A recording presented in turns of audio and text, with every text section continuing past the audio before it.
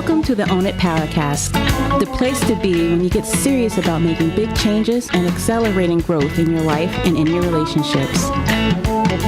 Finally create the life you've always wanted, living life on your own terms. Learn how to take your fear and turn it into powerful choices that will create sustained change. Now your host, Mary Baker.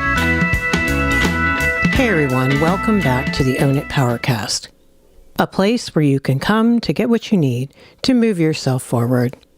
Hey, it's Mary Baker, and welcome to a very special episode, our 100th. It's amazing we have come this far, and I hope that the show has been helping you look at some things in your life and finding the tools to change, because that's why we're here. That's why we're doing this podcast.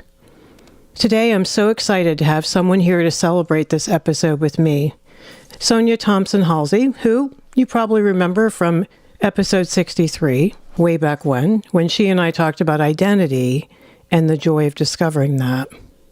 Well, not very far from that topic is what I wanted to talk about today, what we've been getting into all month, a concept that is very near and dear to my heart, mainly because I think it embodies empowerment, feeling confident, and really owning it, and that is assertiveness. For those of you who don't know Sonya yet, she's a licensed marriage and family therapist and coach, and the founder and clinical director of Findings Therapy Center in Newtown Square, Pennsylvania.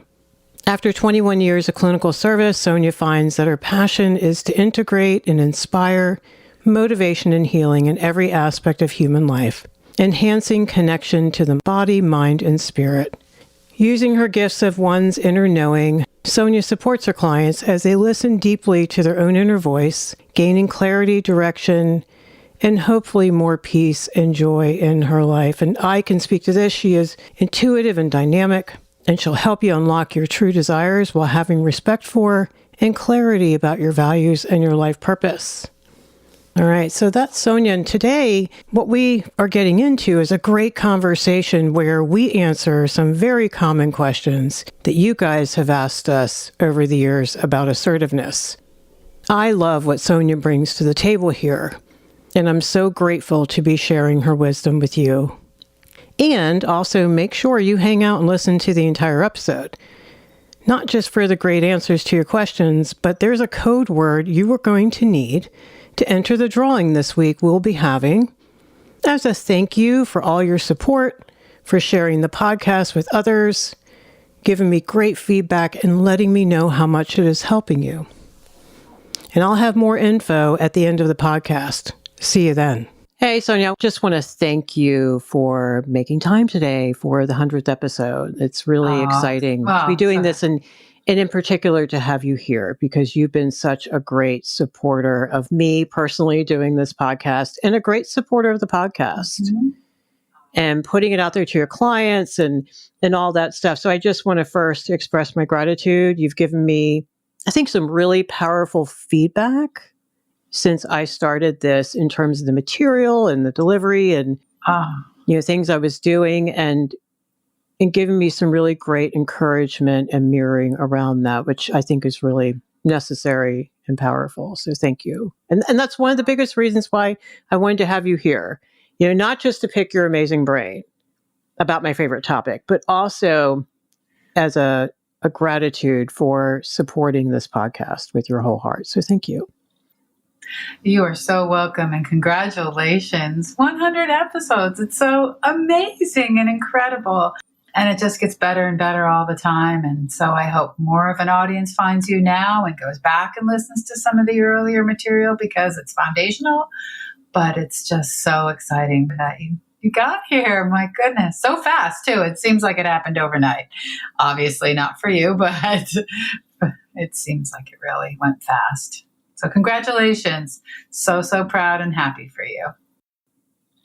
Thank you so much. And it has gone by really quickly, and it kind of crept up on me. I'm like, wow, 100 episodes. Where did that go? And I think that when you get into the work, when you get into the growth, when you get into how important this work is, I think it's just being in the moment. And I think that's why it has gone by pretty fast for me. Yeah.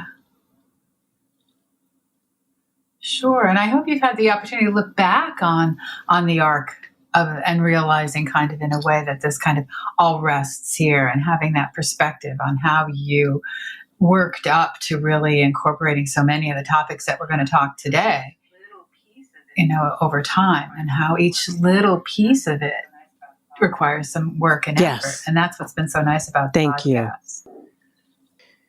Yeah. When I thought about what topic I wanted to do for the 100th episode, I picked assertiveness because I think assertiveness and self-esteem has been my soapbox for many years, helping people figure out how to restore self-esteem, gain self-esteem, get in touch with the real self, work through trauma.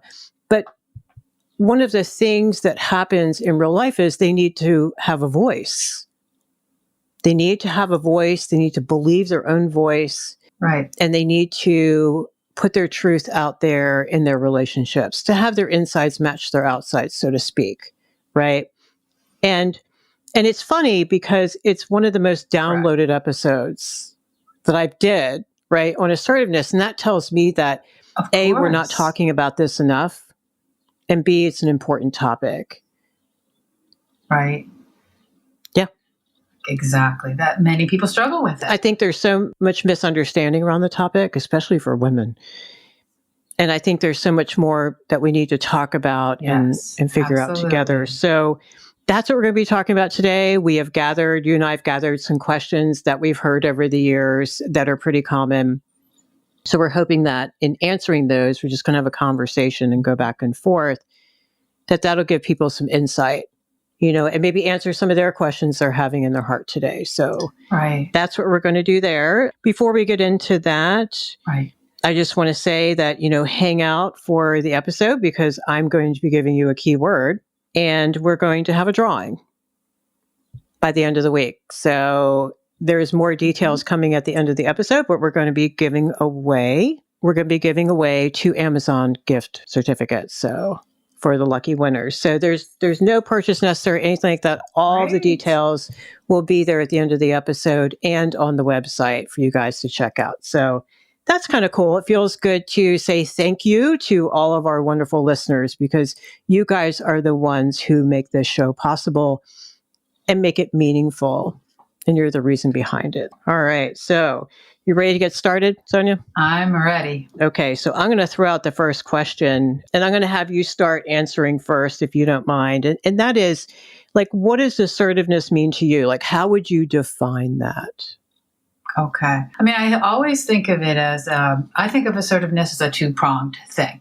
There's the first, which is something that you have emphasized in the podcast, and I think you just said it, and it's so essential, which is, of course, understanding yourself.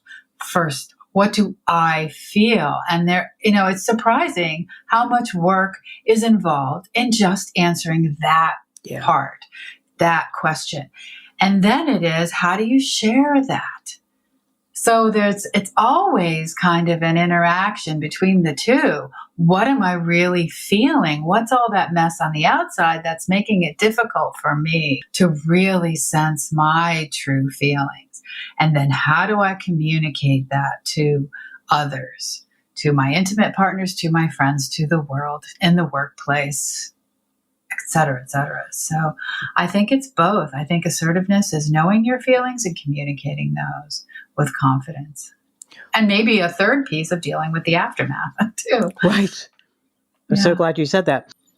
So beautifully said. Thank you. Because I have also always believed and learned the hard way over the years, teaching assertiveness trainings to groups and organizations and all of that. And I think that with most of personal growth work, there are 2 parts to it. There's the deeper inner work between us and ourselves.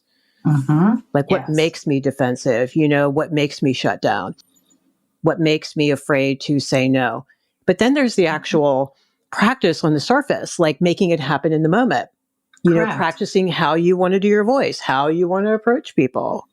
How you want to say it, right. How you want to be construed. I said that in one of the episodes this month. I'm how do you want to come across? Do you want to come across as a jerk or as a know-it-all or, as kind and expressive, but, have good boundaries kind of thing. Yeah, strong. And so I do think that we don't talk enough how you can sit in therapy or coaching for years and understand why you struggle. But who's teaching you how to get out there and practice? Right. How to practice better eye contact and better how you hold yourself, right? How you engage, how expressive you are. Conversely, I did in the beginning years ago, I taught all this assertiveness training and everyone got the tools, but then they couldn't do it. Correct. I would find out a month later that they couldn't pull the trigger. I'm like, oh boy. Yes. Well, Yes. that's because of what you just said a moment ago. Yes. They had to get the truth straight with themselves. Like how it's all about who you're bringing to the table, rather. Correct. You have to feel comfortable with them first. Sure. And it's also, you can have people when you're coaching be nodding and saying, yes, yes. And then they'll say, can you say that for me? Right. I That's get so that funny. a lot. You come and you say that to them. And it's like, no. You've got to find your own voice. And again, it circles right back to exactly what you said. How am I going to be perceived? And what if they think I'm a jerk? How do I live with that? Because that's possible, even if you're the kindest, right, most generous in your assertiveness. By setting that boundary, you've got to be able to cope with what they can see you as a jerk regardless.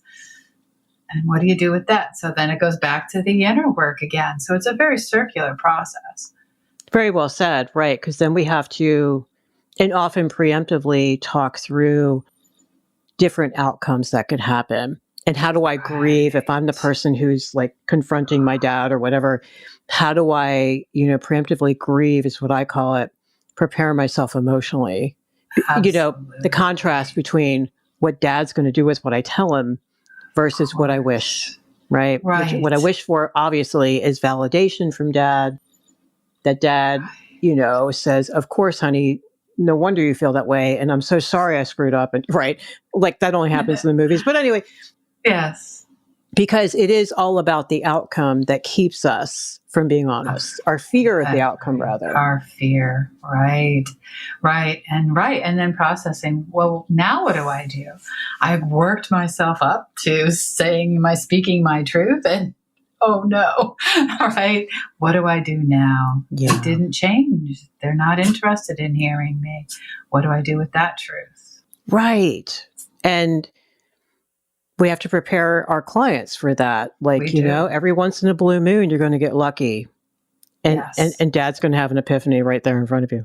I heard the other day something very powerful a therapist said, and she said, it's not okay for the other person to get to control the narrative. Yes. So if for no other reason that you confront someone and you've worked through all your expectations of outcomes, you're like, at this point, I don't care what the hell happens. I need to speak my truth just so I know I have done that. And I think assertiveness is a lot about that. It's about ourselves. Sure. It's about detaching from that outcome. It's like the other person can have their own experience, but I need to do this for me. I matter enough to take the risk to be assertive. Wow. I value myself. I can no longer hold it in. I've got to say something. And to hell with the outcome, really. I mean, yes, there's the wish, but I am brave enough to risk the outcome not being what I need and want. That's amazing. Thank you. Yeah. Wow. All right. So, ready for the next question? I am ready. Okay. Someone asked, how do you become more assertive? Like, what is that process? Whoa, that's a big question. What I try to tell people is that you practice with the safe people first. You try it out on the people that you can actually have a higher expectation that they will be able to hear you and process what you're saying in a healthy way. I think that gives you confidence to then perhaps try the more difficult people. And I think you become more assertive where you practice from the I place, where you practice even in a mirror, I feel, or you're journaling about it, or you're practicing with your therapist. But I feel, this makes me feel, right? And saying that, because that isn't a normal way of speaking. We so often speak in the second person. And I think that that's a whole training in and of itself, is to use I statements. Yes. People say that all the time, but I don't think it comes easily to do it. No, it doesn't. You're right. No. And you hit on something very important. Two things. One, getting used to being vulnerable and bringing it back to the I. Because when you hear people say, and I just did it right then, when you, like people, Right. instead of sharing how they feel, they say, you know how you get pissed off when someone rear-ends you, as opposed to, Mary, I was so pissed off I got rear-ended this morning, right? Right. Because it's so vulnerable and puts them out there. Correct. So we can hide behind the you, we can hide, and not do first person, because it is very vulnerable. And assertiveness is all about vulnerability. Absolutely. And I love that the other part to what you said was building muscle memory. Mm-hmm. When you back way up from the portrait, you're like, okay, I can do this because guess what? I'm just building muscle. I'm just creating new habits of being. Yes. I think, again, back to the two-prong approach, how do I become more assertive? I think first we got to do some deeper work. Right. Where are my boundaries? Number one. That's what I start with people on. I'm like, we got to talk about that first. Because if you don't know where you end and others begin, how do you even know what your voice is, what your needs are, and how do you detach, like you spoke to earlier, whatever's going on for the other person? Exactly. And so there's a lot of detachment work that goes on there. There's a lot of grief work that might have to be done around, how'd you lose your voice in the first place? Because 9 times out of 10, there was some stuff that went down back there that was not pretty. And you were, let me just call it, you may have been damaged, emotionally wounded, and lied to. Correct. I mean, you could just sit at the dinner table as a kid and get the vibe that no one wants to hear what you have to say. There you go. Well, there's a belief that got formed on a Tuesday night when you were 7. Right. Right. And no one wants to hear that. They'll say that out loud, right? Yeah. People don't like that, or people won't like you if you talk like that. We certainly aren't liking you right now, right? Right. And the fear as a child of what that instills in you absolutely creates, then you just start repeating those patterns over and over, because the assumption is no one's going to like me. So if I speak my truth and don't do what they want, they won't like me. And that's hard to live with that. It is really hard. A lot of work to get with the hell with them. I'm going to say it. It's a lot of work. It's a lot of work. And like you said too, you said something very important. Start with safe people, because your brain, your subconscious, again, building muscle memory, it needs the feedback that this is a good idea and I can do this again. Yes. So please, God, don't start with the people who have no boundaries, can't handle your truth, manipulate. They can be aggressive, abrasive, avoidant. Don't do that. Work your way up. And I always tell clients, you'll know when you're ready because you're going to bring it to me. You're going to say, Mary, I think I'm ready. You'll know when you're ready to go, face Goliath, and that'll come in time.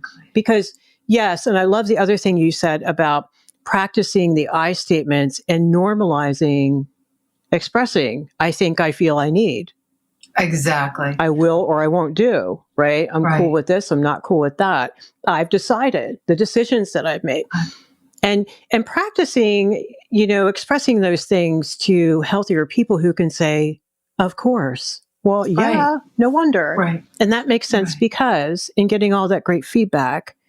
Exactly. And say, like, as a therapist, or, people aren't going to trust you either if you send them out into the world and say, okay, go confront dad. Oh, wow. Yeah. When that's their first thing. Because that may be what they come in with to us, is this horrible relationship that's tearing them up. And so that's what they want. They want the tools to learn how to do that. And so to slow it down for them and say, hey, go talk to your best friend. You'll realize you do have some healthy relationships in your life. You're not broken. But don't start at the top. Work your way up there, right? You'll get there. And it just takes time. And, again, it's like that sin of I always use, and I'm probably not even politically correct to talk about it anymore, but I always called it the shamu, where the rope is at the bottom of the pool. That's one of my favorite metaphors all the time, is that the whale doesn't jump up and get the fish on the big diving board. They start with the rope at the bottom of the pool. I've always loved that idea. Start slow, because then you build your confidence gradually. Right. You do. Well said. Thank you. Wow.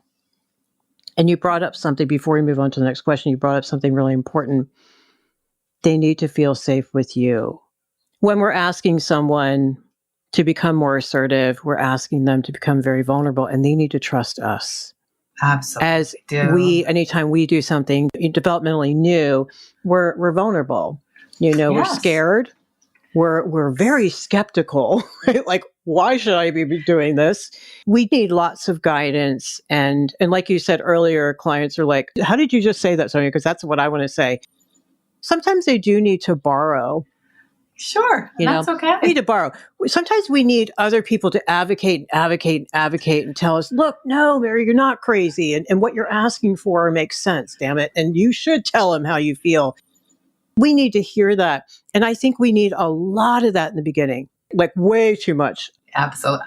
Till we internalize it. And at some moment, we believe it. Right.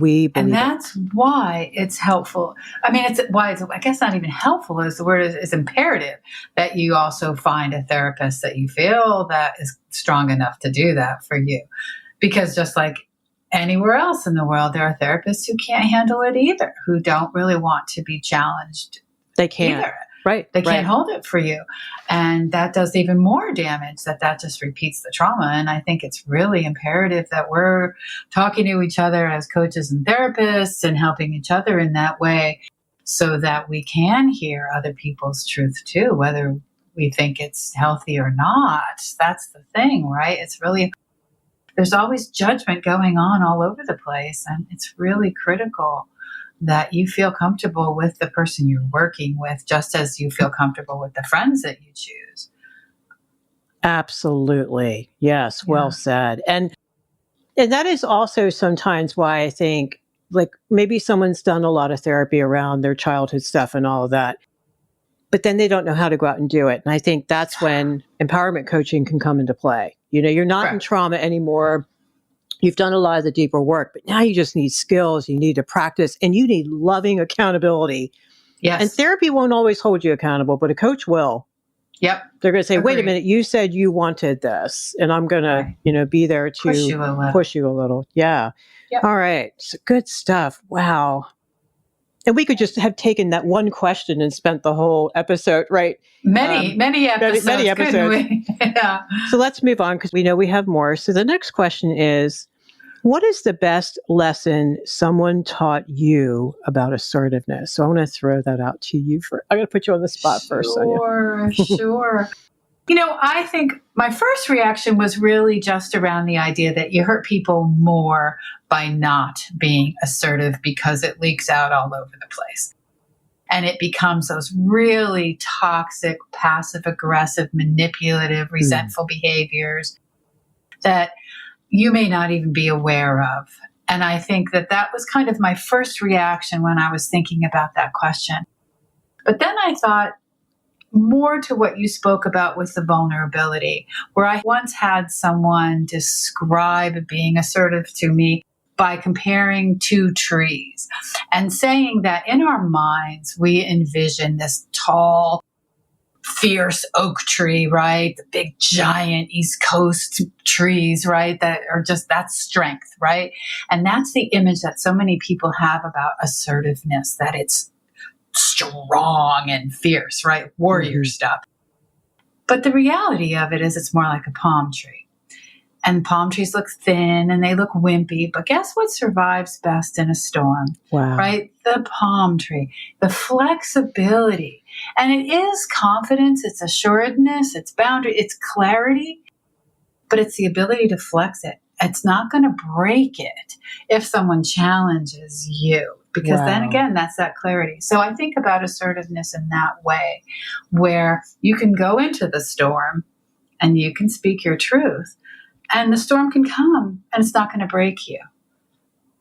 You'll just go pop right back up. You could be literally flying in the hurricane in a horizontal way because it's so intense. But then after the storm's over and the sun comes back out, you bounce back up versus the oak tree who just crumbles and falls apart. So when I was thinking of that life lesson, I thought of that person. That was probably the most impactful thing anyone ever said to me about what assertiveness and strength looks like. It's not what everyone thinks of right out of the gate. Wow, that is such a powerful way to look at that. I love that. The flexibility and the strength. And after the storm, you come back to who you are as the palm tree. Right. Whereas the oak tree lost who it was and got knocked over by the storm, by what happened. That's amazing. I love that. Oh, you can even take it further, right? The oak tree falls on the house and hurts other people. Oh my God, that's so true. It is true, right? I love what you said about, because I do believe it's kind of binary, that either I'm going to take care of myself with emotional honesty and directness in my relationships, or I am going to leak it out sideways. It's going to happen. There's no, oh, maybe, or no, I won't do that. I'm not that person. No, none of us is exempt from that binary rule. I don't think so.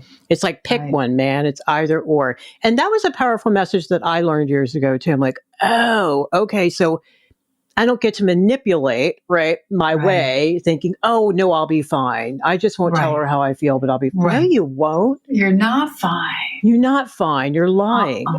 And that ties into when I thought about my answer for this. I had a friend many years ago. She would say, you need to check your agenda before you walk in that room. And she was real dramatic, so I can't do it the way she's doing. Before you open your damn mouth, what are you really, really trying to do? She goes, no.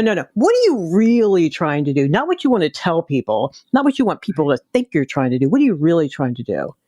Who are you trying to persuade, manipulate, impression management all over the place. Do you want people to feel sorry for you? And she went on and on. I'm like, oh my goodness. Holy crap. Have we not?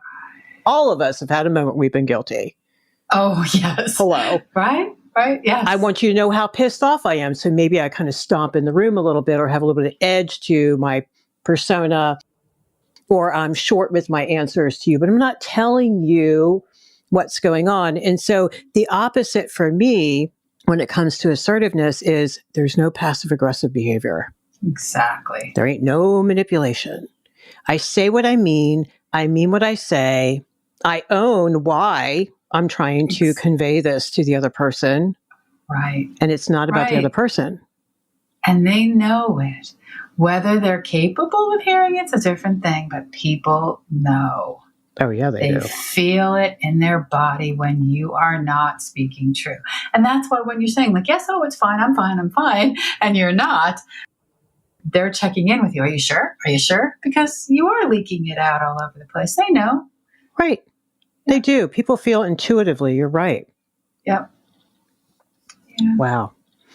Okay, good stuff. So here, you ready for the next one?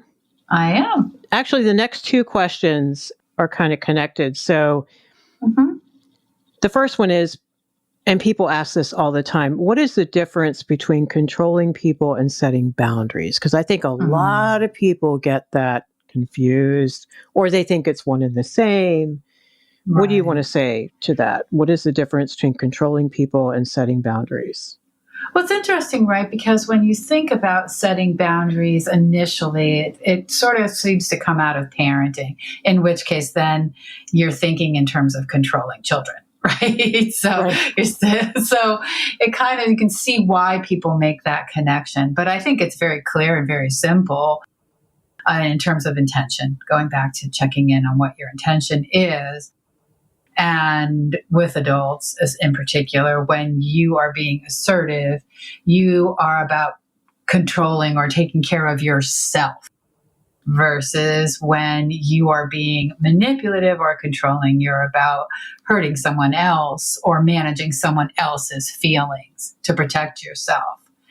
And it's not about them. Assertiveness is not about other people. You don't have to be unkind in asserting your feeling and your boundaries, right? You don't have to be unkind. But controlling others definitely has a completely different agenda. Absolutely. And I love how you made the discernment between other focus versus self-focus. I also tend to look at it that, like you said, when I'm focused on the other person, I'm trying to control an outcome. their reaction? Can I avoid conflict? Can I get them to see my way, do what I want them to do, kind of thing?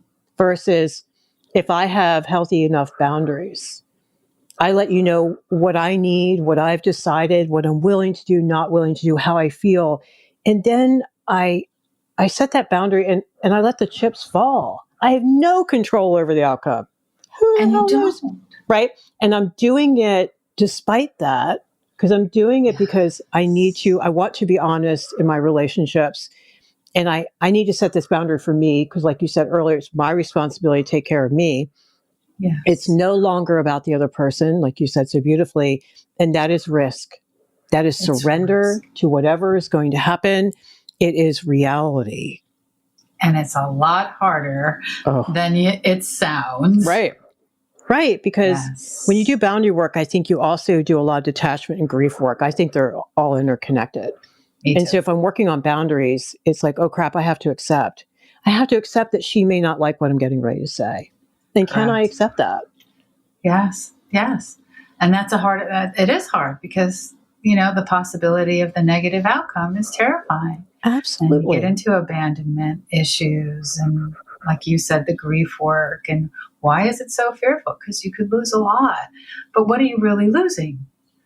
What are you really losing then? Again, we go back to, if you're living in a relationship in which you're being wounded constantly, then what are you really losing? Right? Wow. They either can hear your truth or they can't, but you can't change them. You have to hope that you've chosen a person that wants to change for you, that cares enough about you and is interested in that. That is so powerful what you just said, because my experience over the years is when people, and sometimes they start out with therapy and coaching, and then they have a couple friends that people do validate their truth, and all these people are validating them, and then they go home and they're being wounded, and that contrast starts to get created. That's why I tell people, like you said earlier, start with the safe people, share your truth, tell them you need validation, you need mirroring, you need support, then to shore you up as you practice saying no and, really just speaking your mind kind of thing and sharing your feelings. That creates that contrast between what it should be like, right? Yeah. And then when you go home and it's not like that, it's more empowering because you're like, wait a minute, 5 people don't think I'm crazy, but you're trying to make me think I'm crazy. That's not going to work anymore. So I tell people, what you want to do is until you're ready to really set some big atom bomb boundaries in that relationship, go work on gathering your troops, right? Right. Go work on, working through this with safe people. Right. And the majority of time too is even when you're going in the atom bomb situation, right?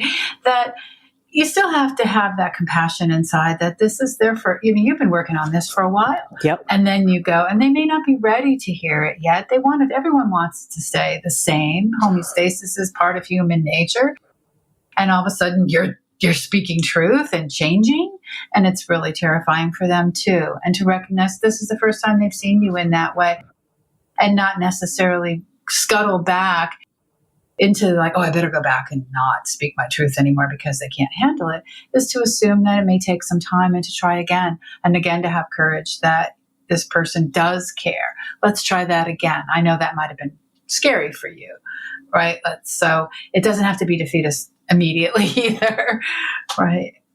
That's so true. Thank you for pointing that out. Yeah, when you're assertive, you want to be respectful of the other as well. That's why it's not as controlling, and that's why it's not as defending. So it ties into the next question. What's the difference between being assertive and being aggressive? Right. Aggressive is focusing on controlling the other in some way, shape, or form. And maybe even hurting the other. Yeah. There could be so much resentment over the time that you get emboldened, and then I'm going to go in and nail them. They're going to pay because now I see how they've been. And that's aggressive. That's nasty. And, it may be really, you may need a place to process that desire for revenge and That's also part of human nature. There's nothing abnormal about wanting that. It's just check it at the door, right? You validate the feeling, Right. but that's not healthy. That now you're going to go out and make everybody pay that, and I'm going to hurt them back. That's not healthy at all. It's not, but I'm glad you brought that up because I think it is a phenomenon that everyone swings it to jackass when they start setting boundaries, and everyone pisses them off, and they're going to make sure the world knows, right? And so that is reactive boundary setting, because I think it's still fear. And the fear is like, are you going to take me seriously? Right? Are you going to know how pissed I am and how resentful I've been? And we're still putting it out there on the other, right? As opposed to we bring it back in and say, wait a minute, I know how pissed I am. Right. I know how pissed I am with myself. So we even go there, right? And so it becomes less and less about the other. And that's why I think being aggressive is still about enmeshment with the other person. You don't have good detachment. You're still trying to get other people to see, hear, do, and be. Yeah. And then we're not focused on ourselves, right? Yeah, I love how you said that. But it is true, right? It's true. The pendulum swings. How did you put swing it? Swing at the jackass and swing it back to the middle. Like, right, oh yeah, I don't want to obliterate my relationships just to get needs met, right? Exactly. But it still does. And it still does go to, again, society's perception of assertiveness as being aggressiveness.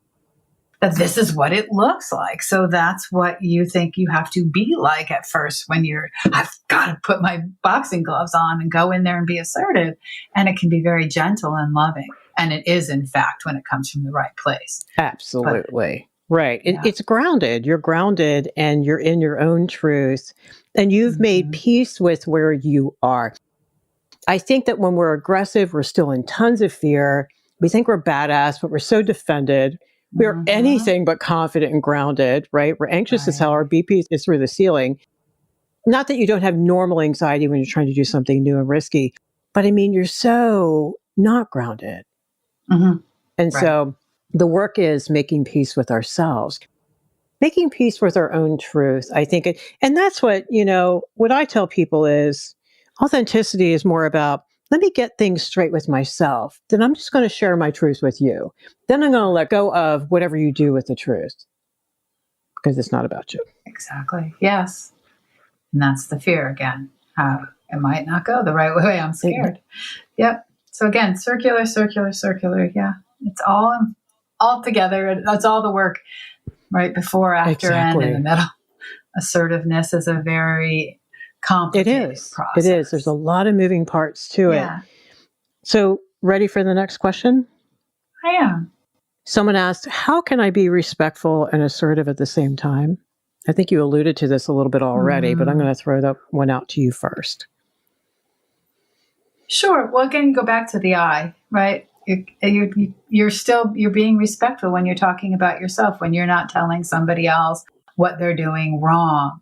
It's how you feel in response to it, because it doesn't universal. It's very respectful. Right. This is about me. And I think you can be very gracious and loving and kind in that. Are you ready to hear what I want to say? Can I speak with you about something? That you're respectful of their time, you're respectful of their place, and that when they're ready, and then you say, okay, I want to talk to you about something that I've been feeling and I've been working on or I've been struggling with. And give them time. If they can't respond even initially, maybe they really can't even answer you. It's so shocking that you can give them the space. You don't go running after them and say, okay, come back and tell me what you think. I worked up to this for weeks and now you're not answering me. So it really is just honoring their process as well as your own. I love that. Yeah. Assertiveness means, oh yeah, that's right. They have the same rights as I do. Yes, love that. There you go. There's shorthand. Yep. And I'm not being assertive. I'm being more aggressive and controlling if I don't get that. And remind myself of that, right? Because when you first start out, like you said a little while ago, it's all about you. And as it should be, right? You're going to get needs met. You're going to tell people how you feel. You're finally going to do this. You're going to make up for all those years where you haven't. Yeah. Then we have to remind ourselves, well, wait a minute. If I have a right to say no to her, guess what? She has just as much right to say no to me. Oh, Absolutely. yeah, That's the hard part. It is the hard part. Again. Yeah. So there's a lot of emotional maturity is the word that comes to mind. Right. When we're working on assertiveness. I love how you say that. And I think that's why it's more of a culmination of the work. Mm-hmm. And when I've done groups over the years, that was never session one's topic. Oh, No. hell no. I mean, we talked about self-concept, ways you were shamed growing up and how you lost your voice. You know, what are your needs? What are boundaries? How do you take responsibility for how you carry yourself? Then we talked about assertiveness, right? Yes. Because you have to get this stuff together first. The foundation. Okay, so next question. You ready? I'm ready. How to deal with people who won't take no for an answer? Like, how do I deal with that? That's a tough one, isn't it? It is. Again, it kind of ties into the expectation that now that I've done all this work, it's going to go perfectly. And again, it blows up. I think it's really, again, goes down to being patient and letting them respond and react and then repeating. I think repetition can be very useful in that, just kind of saying it again, being short, being concise, coming from your heart and acknowledging what they're saying. I hear that you want this. I'm not sure that you heard me, right? Let me say it again. Let me clarify. And then really, if it gets to the point where there's no hearing going on at all, there's no listening, it's not just about the shock of the moment, then you get to the assessment point. Do I want this person in my life? Are they capable of meeting my needs? Are they capable of hearing me? I mean, that's the big question. Yeah. Because I think for a lot of people who have not been assertive, it really is that you're always worrying about whether they want you in their life. And now that you've found your voice, oh my gosh, maybe they're not capable. Maybe they can't meet my needs of who I am now. And that is the most terrifying, heart-stopping moment, I think, in these kinds of confrontations, if you will. Yeah. Is, wow, oh no, they're not capable, they're not interested, they're not willing. Whew, right? But that's where you have to get. If it's over and over and over, you don't get there. Right. I'm so glad you said that because I've actually had people tell me, Mary, deep down, I know they're not going to be able to handle my no. Yeah. And then I know that crap, I'm going to have to make a god-awful decision. It's like intuitively, they already know, this is not going to go well. And I'm not ready to handle the reality. And that's kind of where I wanted to go with my answer is the work is first do the who owns what. What are the thoughts and feelings and behaviors and inabilities and whatever that belong to the other person, right? That's their stuff, their wounds, their whatever, their immaturity. What about me? And so, again, the phrase is, it's not about him and his inability to hear my no or his, compulsive need to manipulate me. It's, I have to come to acceptance that that's true about him. Then what am I going to do to take care of myself? And like you just said, I might have to make some horrific decisions. And so the other thing that's really powerful, like you said, is one of the assertive techniques that I would teach is keep your no, keep repeating your no, and that's it. However, I do want to throw a disclaimer clause in here. If you are finding yourselves explaining yourself for the third time, stop. You, my dear, are getting manipulated. It's right out of the Manipulation 101 textbook.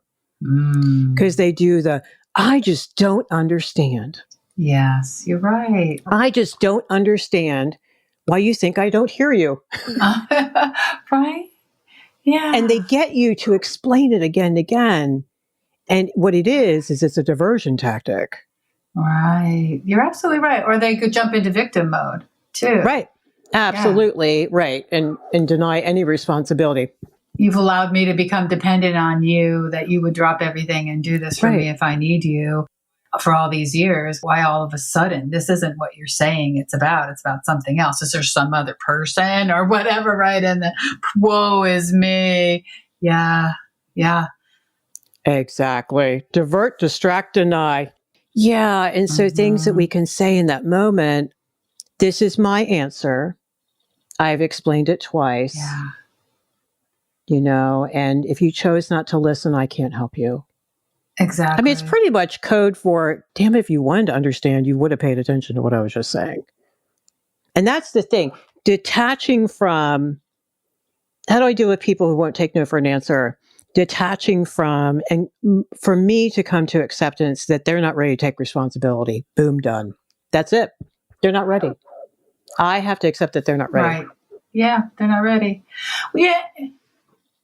And you do, I think again, it's that there's a distinction between the big relationships and the little relationships too, right? I mean, there's like what you said, if someone asks you to move, I really need help. I need to use your truck. You've got to, I think that's in one of the earlier podcasts. And you say, yes, because I have to help people. And then you're like, no, I don't want to. I'm really busy. I have my own stuff I need to do this weekend. I can't do it. And they may get angry and they may get hurt. Is it relationship ending? You can also survive that. Yeah, they're a little bit disappointed, right? They're freaking out. They need your help. Right. They want you to help them move.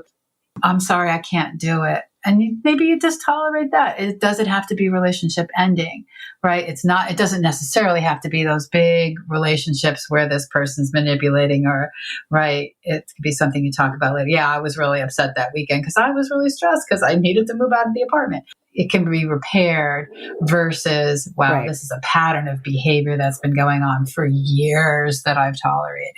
And so their anger may be much more frightening, much right. more difficult to manage and tolerate. But yeah, so. Good point for teasing out the difference between the two.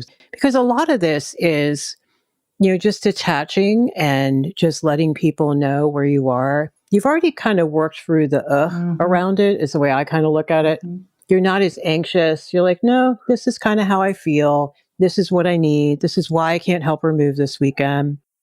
We really shouldn't open our mouth, I think, reactively. Right. We really should say, can I think about it? Because we want to come from a place of peacefulness. Like we've made peace with our answer first. Because if we haven't, we're going to be reactive and defensive, right? Yes. I just did a blog post on this yesterday. It's like, you've got 5 things blowing up in the kitchen and someone comes in asking a question. You're like, can't you see? I'm like, right. And we put it all on them. And it's so funny. We've all done it, as opposed to, I'm sorry, I really, don't have 5 extra hands right now. Actually, can you help me? And so we react as opposed to thoughtfully responding. The I've decided. Yes. The I've come to terms with this for myself. And really getting to a place where you can say things like, I would love to help you move this weekend. Unfortunately, I can't. See how neutral that sounds, right? It says nothing about, there's nothing wrong with them asking. Right. It's just that separately, I can't help. And both realities are terribly valid. Absolutely. And important. Right. But you don't have to feel guilty about it. You just don't. And whatever person trained you that you have to just help everyone and sacrifice yourself and whatever that message was, it's not valid. Right. It's not valid. But yeah, it's tough. It's very tough to tolerate. It is. And you're right. You said in the beginning of the episode, it's like we have to prepare ourselves for being able to handle what happens when we say it and it doesn't go well. Right. And I also think that we need to have a place to go back to, to pick up the phone and say, oh my God, I told her and it went south. Please talk me off the ledge, right? That's good. Or I never want to do this again. This is what happens when I say no. And to have that support to say, no, you did the right thing. And kind of tease out what happened. Right. Like that was what was going on for her. This is what was happening for you.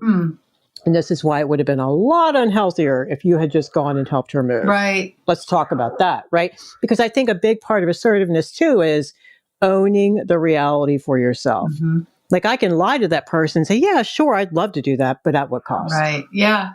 Yeah. No, that's a great point, right? To those healthy people that will, again, kind of like you said, talk you off the ledge. No, right? You don't have to feel guilty, right? That was a good thing to say. And I think too, it's just, you reminded me of something too, of checking yourself, because if it's instinctive to be codependent or if it's instinctive to people please, however you want to phrase it, right? That you're going to feel it in your body when you say no, and to pause and feel, wow, my body's tightening up and constricting around this. No, I'm so uncomfortable. Wow, I better check it before I answer because something's going on here for me. So can I get back to you? I got to go figure this out with someone and process it. Right. You're safe, people. Right. Well said. Wow. Thank you. All right. So let's do one more question, shall we? What are some good books or reading material in developing assertiveness skills? So I know that I've recommended some things on the podcast, but what are some materials that you have found helpful, Sonya, with this topic? Sure. I mean, I really, and I know you speak of her frequently, I mean, just adore Brene Brown and Daring Greatly. And, you know, it really changed my whole life many, many, many years ago, just finding Brene Brown. So the Gifts of Imperfection, which is the classic, is just, there's actual worksheets in there, exercises, I guess, journaling questions. Like, it's just very eye-opening. I think, you know, Codependent No More, the Melody Beattie stuff is really great. The Boundaries book with Henry Cloud, right? Boundaries, When to Say Yes, I think is the title of the book. I'm sure you have all of these in various episodes. I've mentioned most of them, I believe. Nonviolent Communication with Marshall Rosenberg is a great one too. Good one. Yeah. I think, and there's a great website. Marshall Rosenberg has a great website. I think they have an institute even around nonviolent communication is great.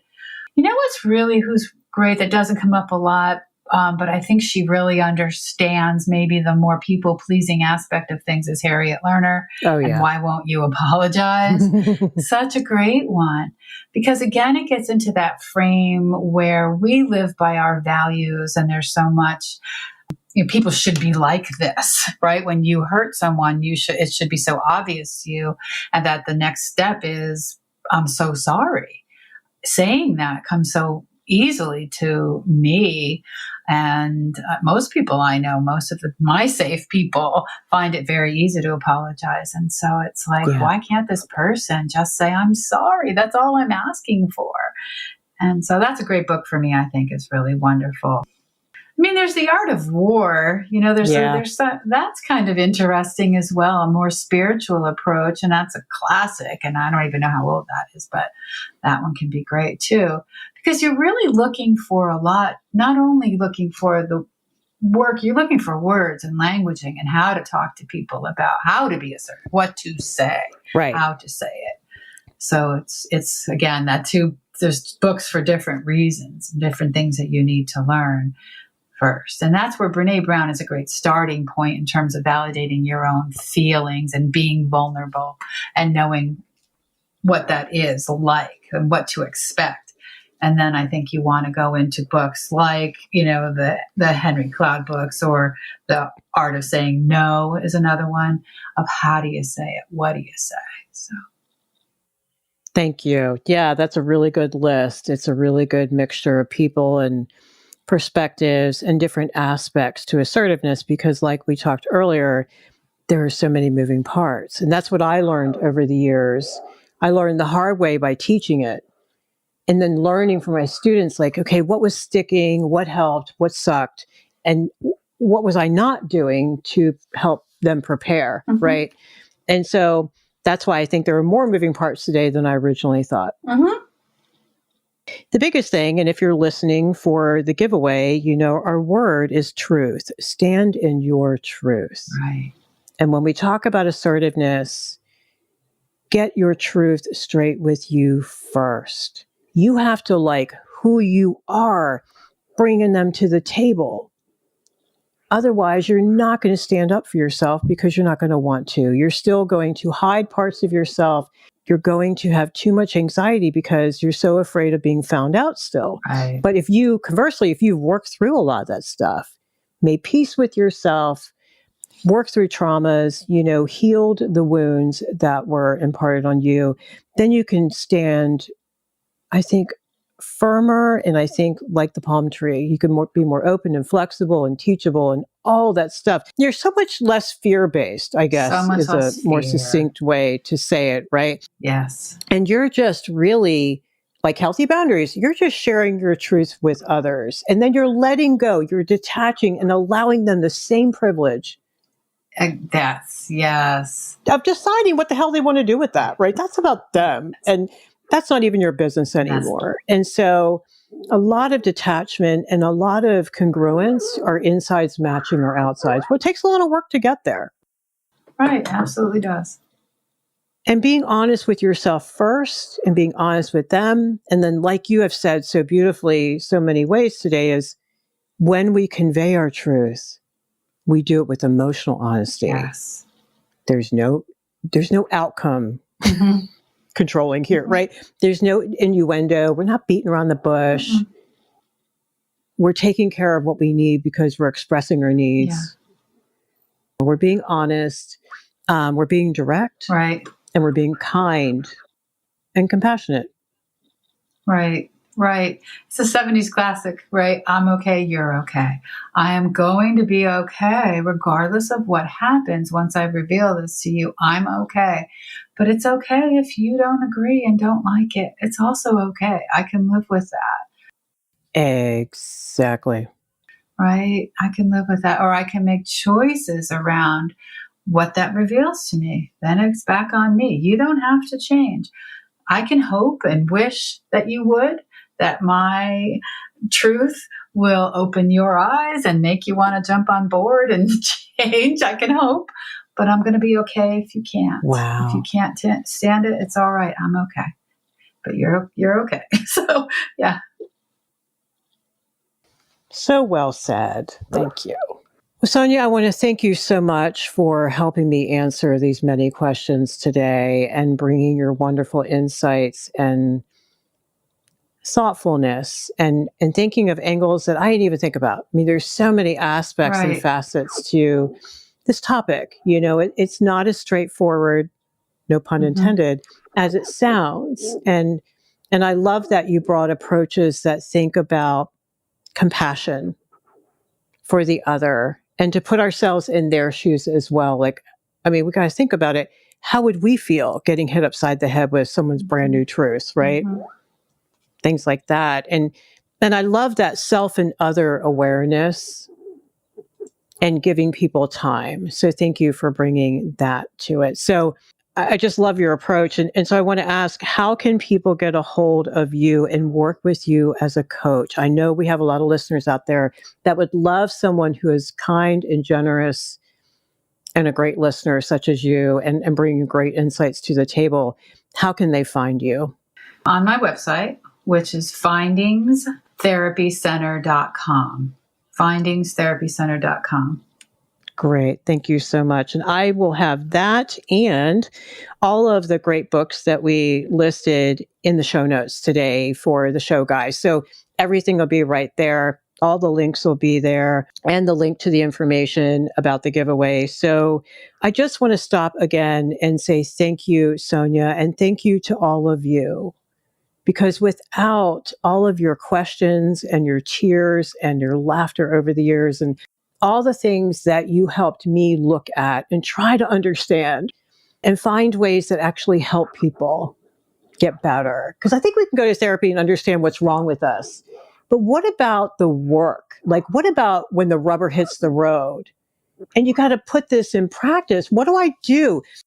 I hear that so much from people. Right. Like, Mary, I've been to tons of therapy, even have a life coach, but no one, right? No one's saying, hello, if you want to speak a different language, here's the training course, right? Here's how you do it. You know what you need to do and why you need to do it, but how do you do it? And I think we need more of that out there. Yes. And Mary, that's why I just wanted to be here today. Because again, like I said at the beginning, I'm just so excited that 100 episodes is so great, but how much help you've given to people about that. You've laid the foundational work, given them ways to explore themselves, but also giving them a voice. And that's why I always wanted you to do the podcast, because it's so clear and so concise and so confident. And you're such a role model for that kind of behavior. And I'm so glad that you chose to share it with everyone else. So I hope everyone's giving you a shout out and celebrating you for 100 episodes and thanking you, because I have just so much gratitude for you in my life and for the podcast. So really happy to be here. Oh, thank you so much. That was really wonderful to hear.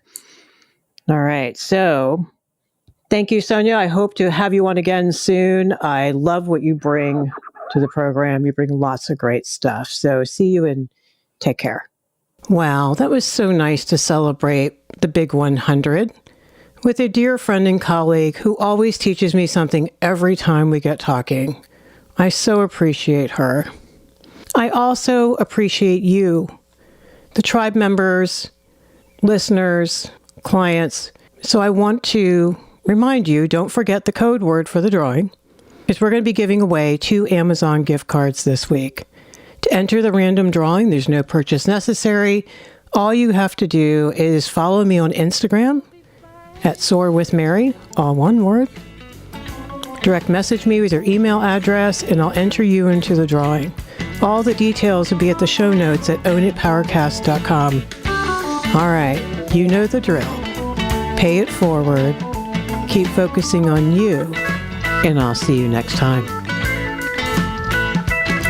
We hope you took away some useful insights and tools you could begin using right away. If you did, please leave a positive review and share on your social media. Because could you imagine if everyone in your life really got it together? Remember, own it now, so you can really own it later.